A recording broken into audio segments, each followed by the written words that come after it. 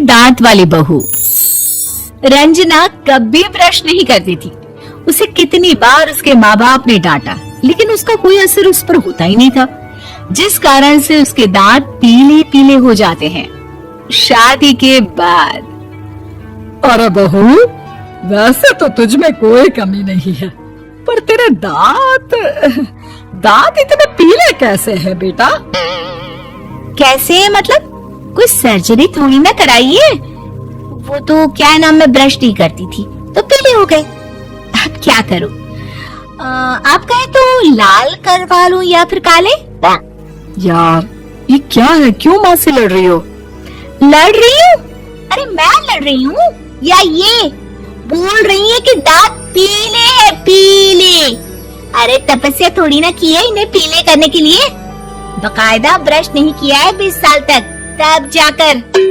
छी, कैसी बात कर रही हो? ये उस वक्त तो पीले नहीं थे जब हम लोग तुम्हें देखने आए थे। अरे तब साफ करवा लिया होगा डेंटिस्ट के पास जाकर। अब देखो कैसे पीले पीले लग रहे हैं। रंजना सास की तरफ गुस्से से देखती है। फिर शुरू हो गई पीले पीले पीले। अरे पीले तो तब भी थे जब मेरे हाथ का रसगुल्ला उड़ा उड़ा कर खा रही थी और बोल रही थी, लड़की नहीं गुणों का खजाना दे रहे भाई साहब आप। खैर, अब वो लोग करते भी तो क्या करते, पीले दांत वाली बहू पल्ले पड़ी थी तो झेलना तो था ही। एक दिन कीर्तन में रंजना गाना गा रही थी। अरे कमला बहन, माँ का द्वार है, यहाँ तो सब शुद्ध होकर आते हैं, फिर अपनी बहू को ब्रश भी नहीं कराती तुम। दूर से पीले पीले दांत भक्ति में बाधा उत्पन्न कर रहा है। अरे कोई 2 साल के बच्चे थोड़ी ना लेकर आई हूँ मैं बहू बनाकर। अच्छी खासी लड़की है, अरे कैसे करवाऊं ब्रश? ये तो उसे खुद करना चाहिए ना। अब माँ बाप तो इसके जैसे तैसे निपटा दिए, ये नहीं सोचा कि सास कैसे संभालेगी। सास बहू को लेकर घर आ जाती है, लेकिन सोच लेती है कि अब इसे लेकर कहीं नहीं जाएगी। अगले रोज बहू कहती है, अरे क्या हो गया, मंदिर नहीं जाना क्या? कीर्तन का वक्त हो रहा है। मेरी मधुर वाणी से कान्हा जी जागते हैं और सोते हैं। आप तो जानती है ना उनकी भक्ति में कितना मन लगता है मेरा।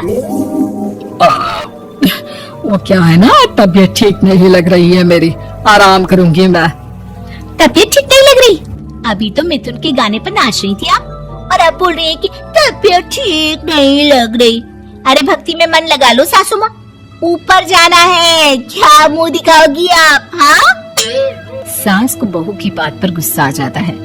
मैं क्या मुंह दिखाऊंगी, इसकी चिंता तो ना कर, समझी? अपने मुंह की चिंता कर, जो ये पीले पीले दांत लेकर हर जगह पहुंच जाती है। पता है लोग कितना मजाक बनाते हैं। ना जी ना, मैं नहीं जाना कहीं तेरे साथ। तो ये बात है, कोई ना, मत जाओ, मैं अपने कमरे में ही बैठकर भक्ति कर लूंगी। ऊपर वाला दांत थोड़ी ना देखता है, मन देखता है, भावना देखता है। और अरे बस बस, तू सब कुछ दिखा, बस ये सफेद चमकदार दांत ना दिखाना किसी को, है? जा यहाँ से। बहू को सास की बात का कोई फर्क नहीं पड़ता, वो तो जैसी थी वैसी ही रह जाती है। सुबह नहाकर किचन में खाना बनाना, फिर खाना खाना, कीर्तन भजन करना और सो जाना। एक दिन, माँ जी मैं सहेली के घर जा रही हूँ, शाम को लेट आऊंगी। हाँ हाँ, तो जाना, मैंने कौन सा तेरी आरती करनी है घर पर बैठकर।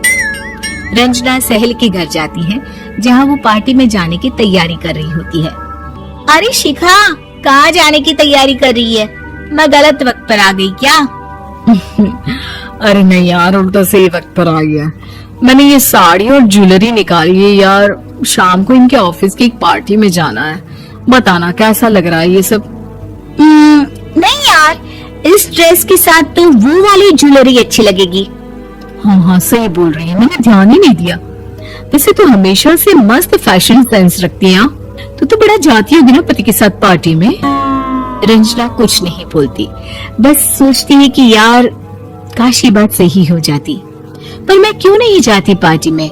क्या इन लोगों की कोई पार्टी होती नहीं होगी?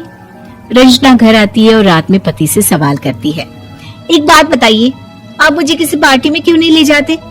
क्या आपकी यहाँ ऑफिस में पार्टी नहीं होती? पति बेचारा क्या कहता कि दांत पीले हैं तुम्हारे इसलिए। अरे कोई पार्टी होती नहीं हम लोगों के ऑफिस में, तो कहाँ से लेकर जाऊं? और मार्केट, मॉल, कहीं वीकेंड घूमना, कहीं तो। अरे यार सारे हफ्ते में एक छुट्टी मिलती है, तो सोचता हूँ कि आराम ही कर लूं। क्यों? रंजना मन मार के रह जाती है। पहले कभी सास के साथ मंदिर जाया करती थी, लेकिन वो भी सास ने ले जाना बंद कर दिया। घर बैठी बैठी रंजना बोर हो जाती है। तभी उसे आइडिया आता है और वो मायके जाने का सोचती है।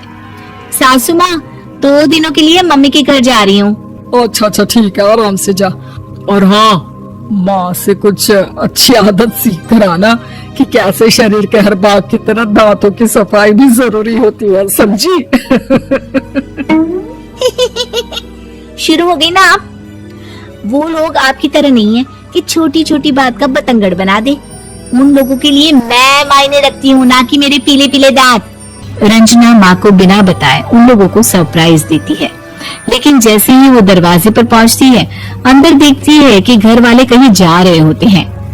अब माँ, काश रंजना दीदी के दांतों वाली प्रॉब्लम नहीं होती, तो वो भी हम लोगों के साथ चलती ना बुआ जी की बेटी की शादी में।